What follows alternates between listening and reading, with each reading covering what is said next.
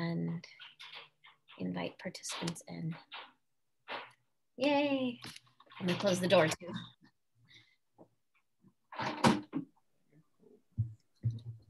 Hello, everyone. Hi, guys, welcome. I'm glad you could be here. Hey, Jackie. Hi. Hi, everybody. Hi. So I have a short half-hour time to be able to answer questions for you all. And lots of questions that have already come in that I just want to kind of review. So here's how it'll work. First, my name's Brian, I'm the principal, and I'm gonna just mute our participants, but we have joining us Diana Bassetti, who's our intervention coordinator. So Diana and Dama are the two employees who have been creating the health and safety guidelines that were approved by LBUSD, not LBUSD, LA Long Beach Health Department. And so Diana is going to be the safety side of our presentation. Before we get started, I'm only going to take a moment for this. If you are able to type into the chat and you can think about this kind of thing, say hello and throw down a recent joy or something that brought you connection over the break. If you can remember it, it was so long ago. And while you're doing that, I have one sweet thing that happened yesterday that I can share because I don't have the student's name. 8th graders are doing transition conferences. And one student at the end of the conference was like, okay, bye, I love you. And then like ducked his head down out of the screen because he realized that he then sent an email to the teacher and said, I'm so sorry, I just say I love you to my parents when we leave. I'm just humiliated. And the teacher was like, it's okay, I get it. And then signed the email, love ya, JK. So I just love the chance we get to interact with our families. I'm grateful to be a part of your guys' lives. Okay, how I went on a camping trip to Santa Barbara. Reading, oh, reading is so great. And then let's see, a Doberman puppy, spending time with him at the beach, seeing extended family safely, friends and family in NorCal. Long hikes with the family. All of these things are so good. I have an amazing therapist that I see, and we talk only about my job. And one of the things she's asked me recently is, as it goes back in to more things happening, what are the self-care moments that you're going to protect? And walking has been one of those things for me. Diana and I passed each other walking today. So I'm so grateful to connect humanly with you all. Okay, so we are recording this. You are on mute, although we have such a nice small crew, but can you type any questions that you have in the chat? And then because there is such a nice small group of us, we will be able to talk, I think, but we just want to make sure that we record your questions. We have a couple slides of information that we're just going to throw at you really quick. And then I am hoping that the information that we give you and the questions that came up yesterday will help you to think of more specific questions that you can add also. So Diana, take it from me here. All right, got it. All right, so this week you probably noticed your students are on minimum day schedules, and 8th grade conferences are being held during the second half of the day. And we are also doing asymptomatic testing for faculty and staff. Next week, you'll be seeing teachers return to campus, and the new hybrid schedule begins, so most students will still be at home. For distance learning, we have small groups coming in as testers, basically, for our hybrid learning. And the week after that, last week of May, is our students returning to campus. And on Monday, we still have advisory and asynchronous learning. And Tuesday and Friday will be the new hybrid schedule. So many things are happening. There's so much information. I'm glad that we can take a moment to just review it. So we are moving to the new bell schedule next week so that we can practice it. But next week, students are still logging in from home all week long. But our new bell schedule has a staggered start time. So we're gonna roll out the changes slowly. I do expect a whole bunch of 7th graders next Tuesday morning to say like, why won't my teacher let me in? But we'll have a staggered start time so that the following week, students can check in and only have grade level groups interact with each other. So we have grade level cohorts that we're protecting, but it's a very small stagger there.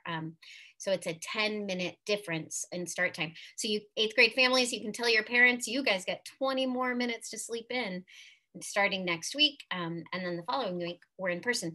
You should have received your group assignments on Parent Square under the post menu. If families selected to come in person, they were notified whether their child is coming Tuesday and Wednesday or Thursday and Friday. If you didn't get notified, that probably means you selected distance learning, but I think that distance learning information has been sent out by now. Switching back to what do families need to do before it all begins, Diana? All right, so we have 3 family tasks that we're looking before we return to in-person learning. One is that completing immunization records. That is primarily for our 7th grade returnees and their TDAP. And we are also going to be doing asymptomatic COVID testing next week. And we are also requesting the turning in of a signed family agreement that will be sent to you, I believe, well, soon. I think it's on Friday. Yeah. So on Friday, we're going to send out all the information about how students come to school, how check-in will look, when asymptomatic testing will happen specifically next week. There's a window, but we're going to assign times. And then families, if the times don't work for you, contact our office and we'll make it work. And then also we're updating our parent-student handbook so that students can have really clear expectations on behavior. We're thinking about safety. And if there are students that are not able to keep their masks on or maintain distance, there's going to be a progressive discipline support model, but students are going to everyone's going to sign something that says, we understand that if it gets to a certain point, kids just need to stay home for the remainder of this school year. We need to protect safety first. Okay, so the way that we assigned A and B day, Tuesday or Wednesday or Thursday, Friday. We're following distancing because more than half of our families want to come in person. We have the capacity at this point. It does look like in the fall capacity is going to change for us, but we have the capacity to offer 2 days a week. Then we looked at the family survey results, prioritized class size, keeping all rosters the same. Every single teacher is with all the same students that they have this year. Then we're looking at IEP plans, and then also siblings, teacher recommendations.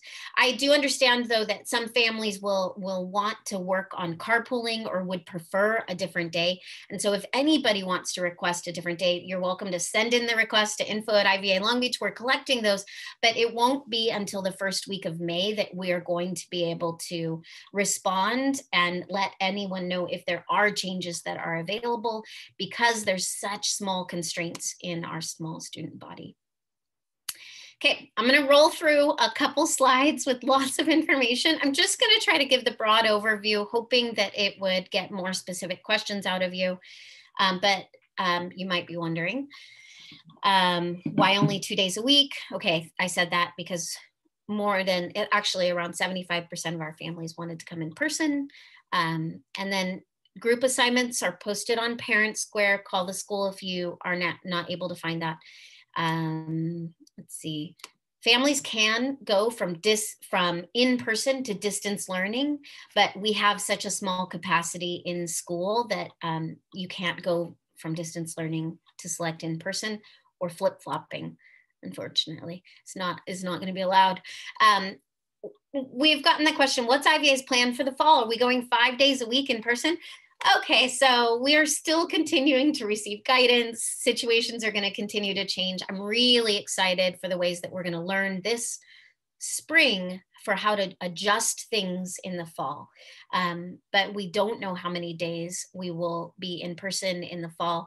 We also, for like group events in the remainder of the year, we're going to wait until we get everything off the ground and state testing is going before we figure out and announce like any ideas for promotion in person or things like that. So we're looking and we're continuing to research and look at shifting guidance that's coming out.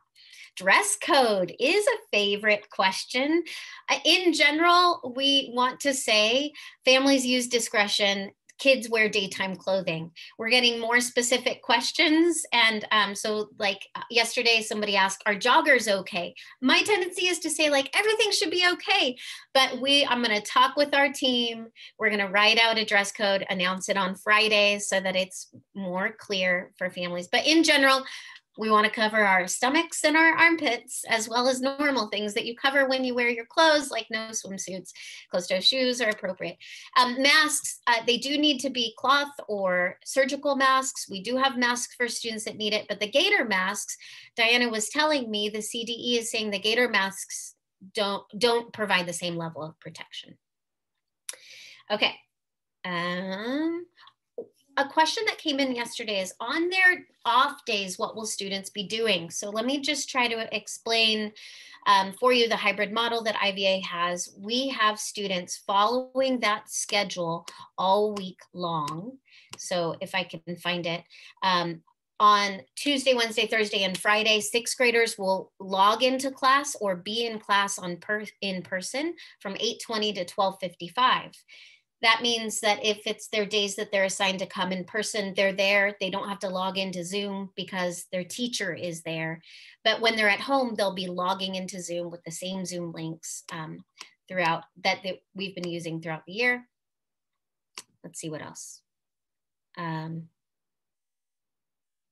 So there is still going to be the Chromebook on the desk. Students will be bringing their Chromebooks to class because students will be still completing assignments on Google Docs. A lot of the technology that we have will still continue. And yesterday I said, and I kind of like the analogy, that in the old days, there used to be an ink pot on the desk. And they would use it occasionally, and that's how our Chromebooks are going to be. There are new little like ink pot. We don't want kids to be on the screen all the time. And so when kids are in person, I think that's going to help us walk away from the screen a little bit. Let's see, students will need to bring the notebooks and things that they use for class in their backpacks. And then there's also classroom libraries that families have donated in the past, and students will be able to take them home, and then we're just going to ask them to return them at the end of the year. We're not going to have students share materials and pass their own books and things like that. There was a question yesterday about cohort separation and cleaning. So a grade level is a cohort, and students are going to be able to switch between grade level between their classes. So your sixth graders are going to get to be in 3 different rooms, which is so much nicer than thinking they'd have to sit at the exact same desk all day long. And those rooms are going to be grade level rooms, which will be sanitized if there's a different change of grade levels. So we're practicing cleaning and sanitizing practices whenever grade levels might interact, like in the restroom. In the restroom, there's times for certain grade levels, and if there's students that need to use the restroom in between those times, we're going to have like really upped cleaning and sanitizing that's happening. Question was, can students eat amongst friends during lunch? So we're going to have designated distance markers in their cohort. So when it's time for break, sixth graders will have one large area on the blacktop that's theirs to hang out in, and they can interact with other sixth graders. And then they also will have a space to eat, but it'll be distanced so that we can maintain that protection. And then drop off and pick up, it's at the back of the gate, and you're getting more information on Friday. Smarter Balance testing was asked about. Smarter Balance testing happens in the month of May, and it's happening. And so we'll put out the calendar for that, but the state of California has a new app that's on students' IVA Chromebooks. So students will be using that app through their Chromebook to take the test, whether they're in the classroom or at home. in the first.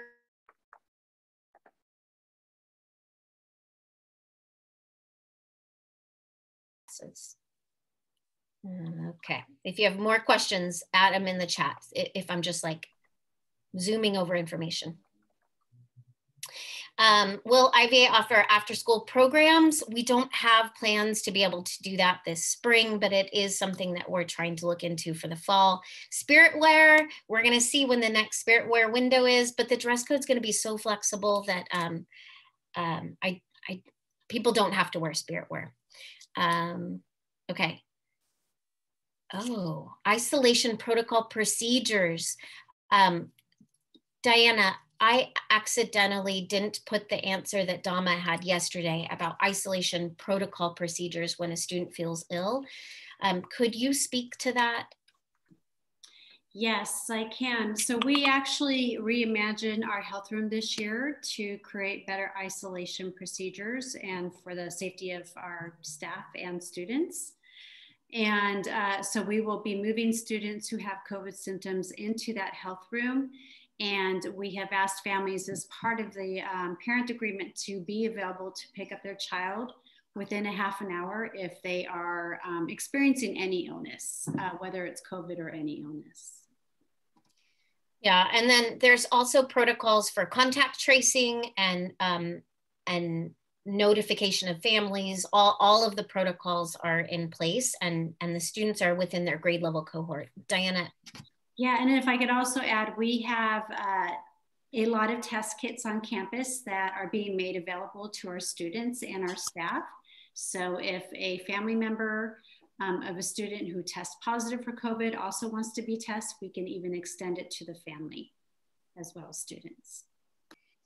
So I know that you have questions. I'm just going to roll through these questions and then we'll get to your questions. There is a question of 6th grade orientation on the first day. Because of the safety procedures that are in place, it's kind of sweet. We're moving to an elementary school sort of feel.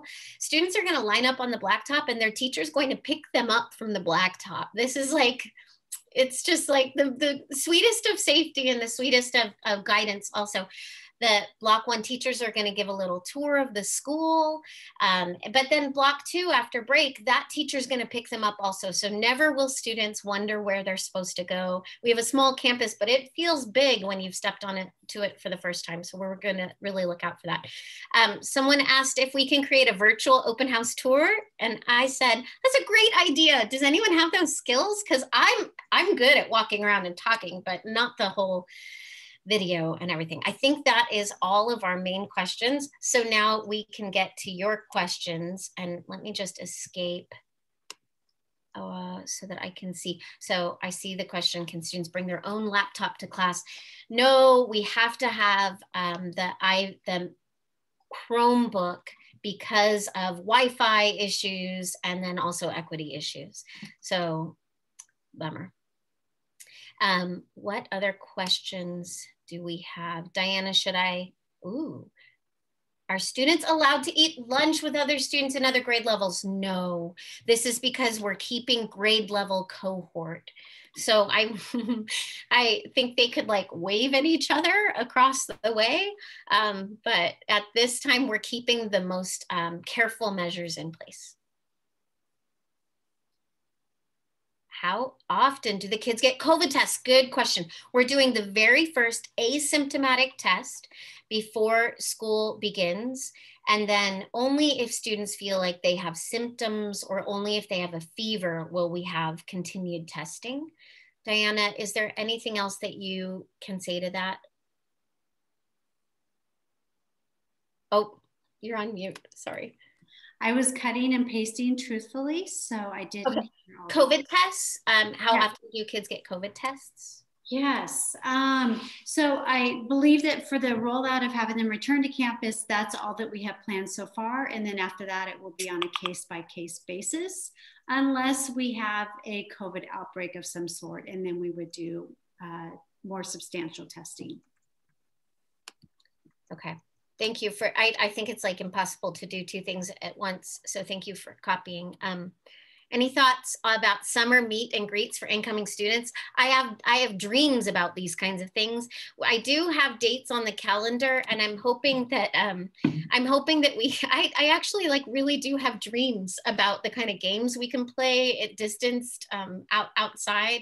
Diana, I was like thinking about tie-dye for new students in like a park event. I don't know what.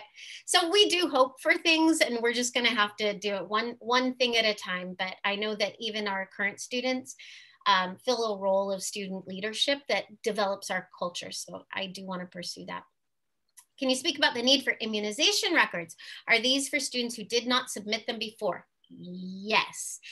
We do have a couple students that said, why we're not going back into person. I won't be getting these until later. So anyone who doesn't have their immunization records in the 7th grade up to date, we can't have them be on campus by state law. Is that correct? Diana, were you able to hear that? Immunization. That is correct. Yes. Yeah. Okay, so I do see the question. And I think you said, sorry if I already addressed this. I think this has been addressed like at such a surface level. So I think it's a great question. So the kids who are at home and not in person are watching the teacher who's in the classroom with the other group of kids. Yes, that is correct. We're doing the kind of hybrid model where the teacher is teaching human beings in front of them, bodily in front of them, and then kids logging in by Zoom. So there is an entire need for an instructional model that makes sure that we don't leave either of these kids out. Especially we're thinking about the kids who are selecting distance learning for the remainder of the year. It is very important to us that they do not become disengaged or feel like they're at a disadvantage. And this has been what we've been working on in professional development the most in the last few weeks. I think that it's very difficult. The reason that we selected this, even with the cons of this hybrid type decision, is so that we could maintain the same degree of content for the remainder of the year, and so that we could maintain the community of students in a class. So students will still have ways of interacting. Teachers have been practicing pulling up the students at home, the screen, so that the kids in the class could see them. We have a webcam in the classroom so that the kids on Zoom can see what the kids are doing in the classroom. So we're trying to create this really weird hybrid community and take care of our students. Will there be a process for kids who are staying in distance learning and finally return to in-person, especially 6th graders? I wonder, is that for this year or is that for next year? I feel like whether it is for this year or next year, the answer is yes. Especially our teachers are so excited to meet our 6th graders in person for the first time.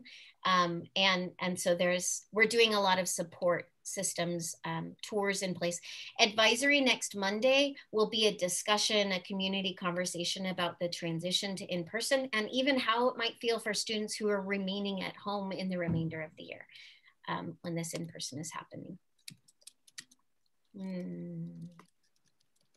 Okay, are there any questions that I've missed? But I'm so happy to answer your verbal questions if you want.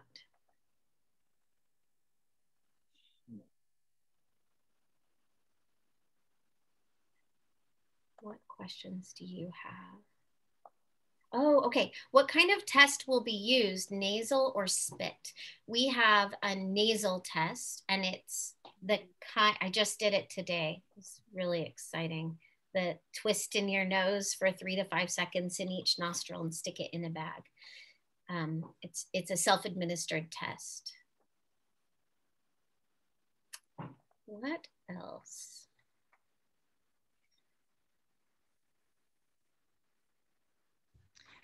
Hi, Miss Bryant. It's Anne Marie. Hi there. I'm calling and I wanted to ask about the testing. Is the parents getting like a barcode or something that allows us to be able to find out what the results are, and how quickly do we get the results back? Yeah, that's really great. I know the second part of the answer. We'll get the results within 3 to 4 days. But I don't know, Diana, do you know? Oh, good. Hi, so the testing results, we have been informed that they will actually come back within 48 hours, which is really great, unless we send the test on a Friday. Then the results would come back on a Monday. And the service we are using allows the family to also access the results through their email. So you don't have to call the school to get the results. You can also look it up in your own privacy and in your own home. That's great. And more information will come out on Friday for that.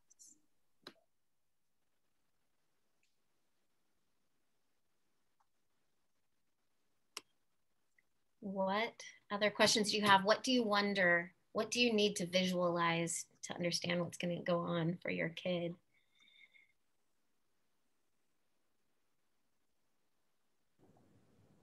Can we ask the question verbally? Is that okay? Yes, yes, yeah. Hi, Laura. Hi. So, and you may have answered this, but the drop off and the pickup, are they at the same place, like back gate? Yes, so it'll be on Elm Street, which is on the blacktop side of our campus. And then we have something called the Fox's Corner, which a little doorway kids would come in previously. We're not going to do it at that gate. There's a gate in the middle of Elm that will be all the way open for drop off and pickup. And then it'll be just that grade level of students with distancing marks and everything. And that's where pickup also will be. So Elm. Perfect. Okay, good. Thank you. Yeah. And the information that is going out on Friday will show a map of where everybody will enter and where the students will line up, what parents should do. So you will get all that information.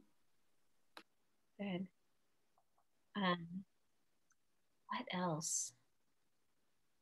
Do your kids have any dress code questions? Because they just want to know specifics. Jackie, I have a question. Good. Will the faculty be spending any time preparing our students for the SBAC? I know they haven't taken them in a while, so. Yeah. So we will probably spend some time just with the technology so that students feel comfortable using the new app without taking their testing window time. But we're still really encouraged that the curriculum methods that we have and like the performance assessments at the end of each unit in each of the classes, it's exactly like the test itself. So we don't have to do academic preparation, just sort of technical preparation. Also, I saw that you said that Abed needs a job. He's good at what he does, so.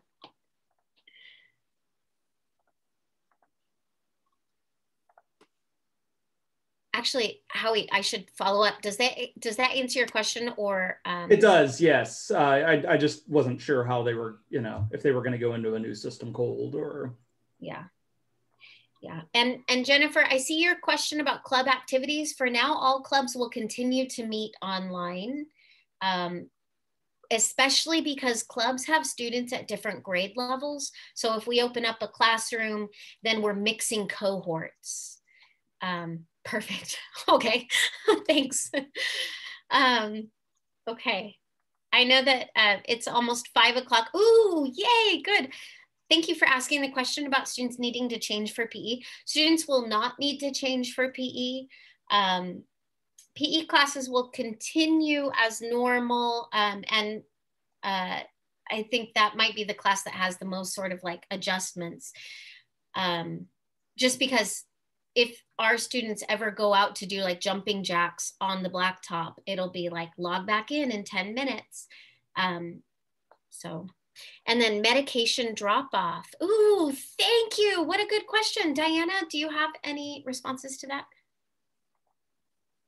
Yes, so it could be dropped off at the front office. We are here every day right now from 8 to at least 4.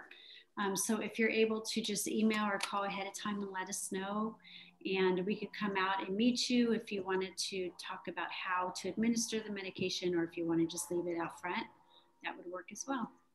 And thank you so much for that question, because I don't think that we remembered to explain that to families, so we can include that in the information that goes out. Guys, we did it, 1.5 hour together, whirlwind. If you have the space, can you throw into the chat, what's the next thing that you're doing this evening, or any next step you feel like you need to do as a parent of a middle school student, anything you realize or anything that you appreciate, give us a send off.